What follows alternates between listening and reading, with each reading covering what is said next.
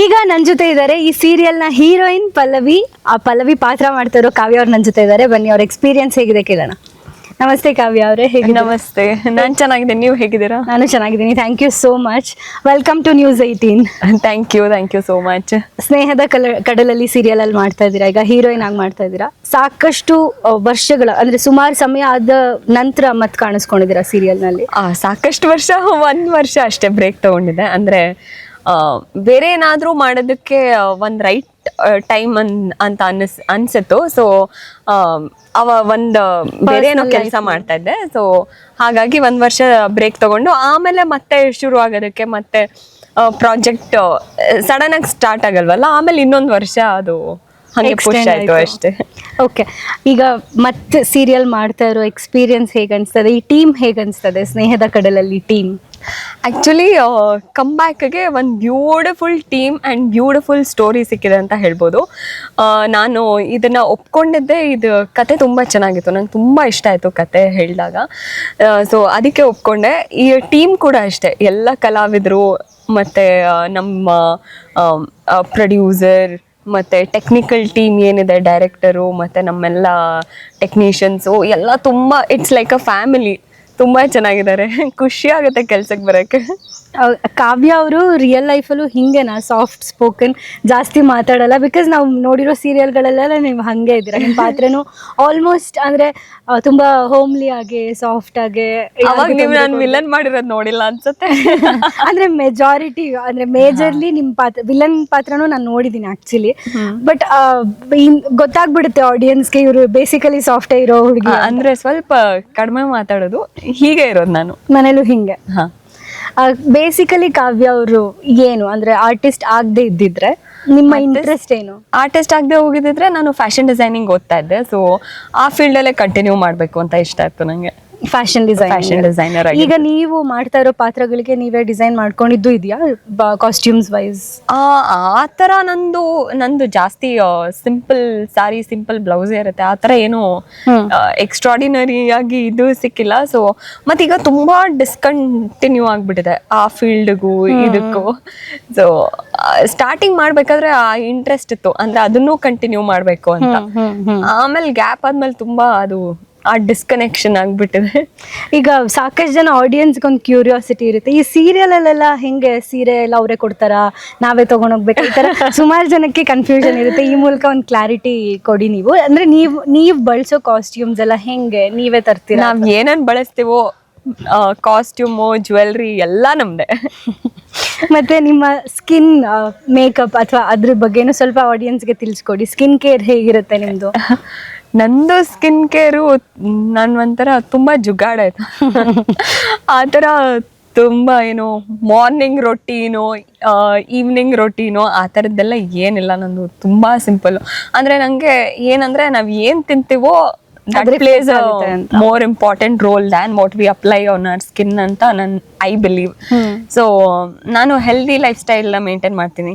90% of the time, 80 to 90% of the time healthy home food ತಿಂತೀನಿ. Diet ಅಂತ ಏನಾದರೂ ಇದೆಯಾ? ಇನ್ ಕೇಸ್ ಇದ್ರೆ ಅದನ್ನು ಹೇಳ್ಬಿಡಿ. ಡಯಟ್ ಅಂತ ಏನಿಲ್ಲ, ಆಲ್ಮೋಸ್ಟ್ ನಾನೇ ಬಾಕ್ಸ್ ಕ್ಯಾರಿ ಮಾಡ್ತೀನಿ ಶೂಟಿಂಗ್. ಸೆಟ್ ಊಟ ತಿನ್ನಲ್ಲ ಅಂದ್ರೆ ನಂಗೆ ಅಷ್ಟು ಅಡ್ಜಸ್ಟ್ ಆಗಲ್ಲ ದಿನ ಹೋಟೆಲ್ ಊಟ ತಿನ್ನೋದು. ಸೊ ಮನೆಯಿಂದನೇ ಕ್ಯಾರಿ ಮಾಡ್ತೀನಿ. ಮತ್ತೆ ವರ್ಕೌಟ್ ಮಾಡ್ತೀನಿ, ಯೋಗ ಮಾಡ್ತೀನಿ, ವರ್ಕೌಟ್ ಮಾಡ್ತೀನಿ, ಮೆಡಿಟೇಷನ್ ಮಾಡ್ತೀನಿ. ಅದು ಬಿಟ್ಟರೆ ಸ್ಕಿನ್ನಿಗೆ ನಾನು ಆದಷ್ಟು ನ್ಯಾಚುರಲ್ ಪ್ರಾಡಕ್ಟ್ಸ್ನ ಅಪ್ಲೈ ಮಾಡೋದಕ್ಕೆ ಇಷ್ಟಪಡ್ತೀನಿ. ಈ ಹೋಮ್ ಮೇಡ್ ಫೇಸ್ ಪ್ಯಾಕ್ ಆ ಥರದ್ದ? ಅಂದರೆ ನಾನು ಮಾಯಿಶ್ಚರೈಸರ್ ನಾನೇ ಮಾಡ್ಕೊಂಡಿದ್ದೀನಿ. ಪ್ಲೀಸ್ ಹೇಳಿ, ಜನ ಕಾಯ್ತಾ ಇರ್ತಾರೆ ತಿಳ್ಕೊಳಕ್ಕೆ. ಅದೇ 100 ಟೈಮ್ ವಾಶ್ಡ್ ಗೀ ಅಂತ ಬರುತ್ತಲ್ಲ, ಶತದೌತಗ್ರಿತ, ಅದನ್ನ ನಾನೇ ಮಾಡ್ಕೊಂಡಿದ್ದೀನಿ. ಈಗ ಆಲ್ಮೋಸ್ಟ್ ವರ್ಕ್ ಆಗ್ತಿದ್ಯಾ ನಿಮ್ಗೆ? Yes they say it is the world's best moisturiser ಅಂತ. ಸೊ ನನ್ನ ಪ್ರಕಾರ ಹೌದು ಅಂತ ಹೇಳ್ತೀನಿ. ಅದು ನಿಮಗೆ ತುಂಬಾ ಆಯಿಲಿ ಅಂತ ಅನ್ಸಲ್ವಾ? ನಂದು ಅಡ್ವಾಂಟೇಜ್ ಏನಂದ್ರೆ ನಂದು extremely dry skin. Okay. So ನನಗೆ ಅದು ಏನು ಪ್ರಾಬ್ಲಮ್ ಆಗಿಲ್ಲ, ನಂಗೆ ಅದು ಅಡ್ಜಸ್ಟ್. ಈಗಲೂ ನಾನು ಅದನ್ನೇ ಹಚ್ಚಿ ಮೇಕಪ್ ಹಾಕಿರೋದು. ಎಕ್ಸ್ಟ್ರೀಮ್ಲಿ ಡ್ರೈ ಸ್ಕಿನ್ ಇದ್ರೆ ಈ ಟಿಪ್ನ ನೀವು ಫಾಲೋ ಮಾಡ್ಬೋದು. ಅಂದ್ರೆ ಗೀ ಜೊತೆ ಮಾಯಿಶ್ಚರೈಸರ್ನ ಹೆಂಗೆ ಮಾಡ್ಕೊಳ್ಳೋದು ಅಂತ, ಘೀ ಪ್ಲಸ್ ವಾಟರ್ ಅಲ್ವಾ? ಘೀ ಪ್ಲಸ್ ವಾಟರ್. ಓಕೆ. ಹೇಳ್ತಾ ಇದ್ರಿ, ಸಾರಿ.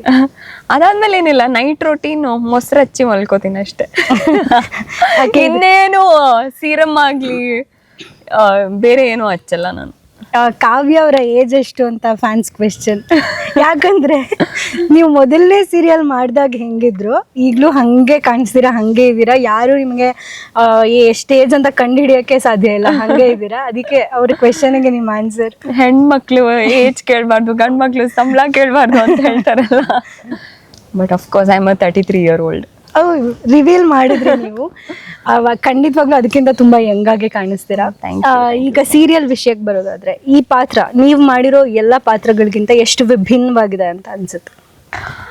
ಸೀರಿಯಲ್ ಅಲ್ಲಿ ವಿಭಿನ್ನವಾದ ಪಾತ್ರಗಳು ಸಿಗೋದು ಸ್ವಲ್ಪ ಕಡಿಮೆನೆ.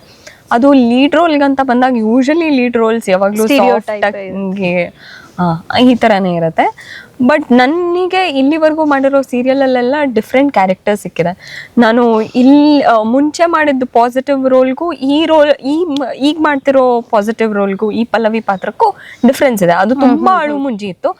ಇದು ಆ ಥರ ಅಳುಮುಂಜಿ ಏನಲ್ಲ.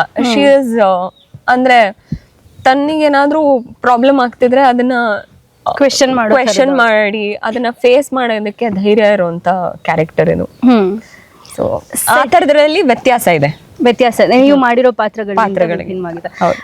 ಈ ಸ್ನೇಹದ ಕಡಲಲ್ಲಿ ಟೀಮಲ್ಲೇ ಬೇರೆ ಟೀಮ್ಗಳಿಗೆ ಕಂಪೇರ್ ಮಾಡಿದ್ರೆ, ನಾ ಸೀರಿಯಲ್ ಬಗ್ಗೆ ಕೇಳ್ತಾ ಅಂದ್ರೆ ಕಥೆ ಬಗ್ಗೆ ಕೇಳ್ತಾ ಇಲ್ಲ, ಟೀಮ್ ವೈಸ್ ಕೇಳ್ತಾ ಇದ್ದೀನಿ.